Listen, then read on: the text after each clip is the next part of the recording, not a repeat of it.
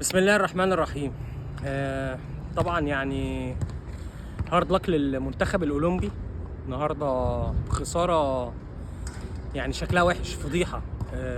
خساره الميداليه البرونزيه وخساره مباراه المغرب 6-0.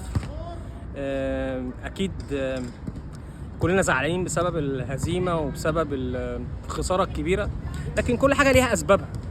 يعني لما نشوف كده الكرة المغربية خلال الفترة اللي فاتت، المسؤولين في المغرب والرئيس الاتحاد هناك فوزي اللقشع والطفرة الكبيرة اللي عاملينها والتطوير الكبير في الكرة المغربية، لازم نعرف ايه الفرق ما بين الكرة المصرية والكرة المغربية. الكرة المصرية اللي حصل للمنتخب الأولمبي ده ان هو يوصل للدور قبل النهائي وان هو يلعب على المركز الثالث والرابع، ده انجاز كبير جدا جدا جدا، بس الانجاز ده ينسب للجهاز الفني بقياده مكالي وللعيبه فقط لا غير. احنا عندنا المسؤولين في الكوره هنا في مصر مبوظين الكوره. مسابقات شغاله على طول، مسابقات مش منظمه، عشوائيه في اداره الكوره في مصر، دوري ما بيخلص، مؤجلات بال10 وال12 ماتش للاهلي، مؤجلات الموسم ما بيخلص، عشوائيات كتيره جدا جدا في الكره المصريه. فاللي اتعمل بالنسبه للمنتخب الاولمبي والاداء الرائع اللي عمله خلال البطوله، من اول ماتش، من ماتش الدومينيكان، مرورا باوزبكستان، مرورا بماتش اسبانيا، بماتش الباراجواي، بماتش فرنسا، حتى واحنا كنا متقدمين على فرنسا لغايه اخر 7 دقائق كنا هنوصل نهائي، ده انجاز ينسب لميكالي مدير الفني وللعيبه.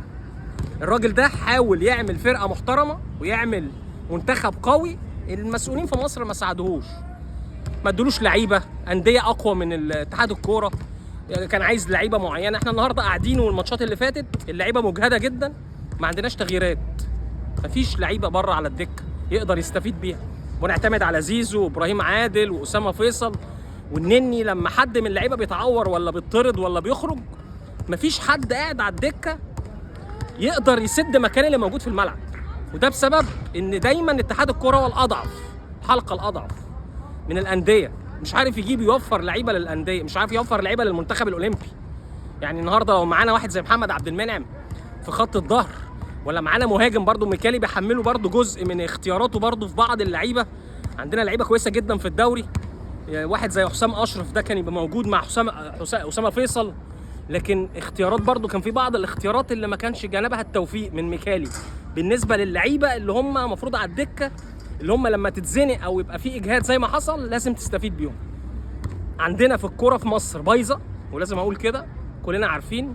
مسابقات بتدار غلط، دوري ما بيخلص، طول الموسم شغال، لعيبه ما بتستريحش، جدول غير منتظم، ما بنطبقش اللوائح، ماشيين على الكيف. فده لازم يكون السبب، ده النتيجه في الاخر لازم تكون كده.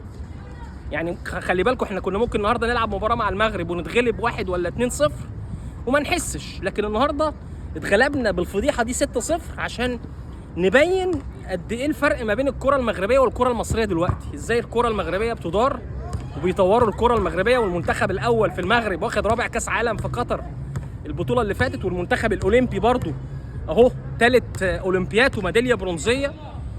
الكره بتدار هناك بتخطيط، بنظام، في تطوير، بعداله، بتكافؤ فرص، عكس اللي عندنا خالص.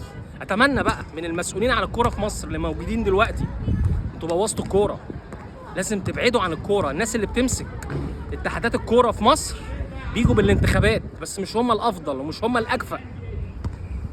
عايزين بلدنا ترجع تاني في الكوره، صناعه كره القدم. الله يرحمك كابتن سمير زاهر، كان عندنا اتحاد كوره قوي، وكان عندنا مدربين جامدين، وكان عندنا لعيبه مميزه عشان كانت الدنيا ماشيه صح، كان في دوري قوي بيدار بشكل مظبوط، بتكافؤ فرص، من غير مؤجلات، بتطبيق اللوائح. منتخب مصر كان هو الاهم من اي نادي في مصر. كانش حد يقدر يقول المدرب كابتن حسن شحاته ولا اتحاد الكوره اصل احنا مش هنبعت لعيبتنا مع المنتخب. النهارده بنمثل مصر قدام العالم كله، النهارده فضيحه مش بحمل بيها اللعيبه ولا الجهاز الفني، هم عملوا اقصى حاجه عندهم وبشكرهم على فكره. اللعيبه والجهاز الفني للمنتخب الاولمبي انا بشكرهم شكرا جزيلا. انا بحمل اتحاد الكوره واللي بيديروا الكوره في مصر على اللي بيحصل ده والشكل الوحش. النهارده انا بقول الكلام ده بقالي سنين على فكره، النهارده لازم يتم تغيير منظومه كره القدم في مصر تماما. وناس بقى تيجي عندها كفاءه، وناس ما يكونش عندها مصالح، تشتغل صح وتدير الكرة بشكل علمي، ودوري قوي ونظام واحد ولوائح على الجميع وتكافؤ فرص وجدول دوري هيبدأ خلاص في شهر 9 ولا في 10 ويخلص في شهر 6 زي العالم كله.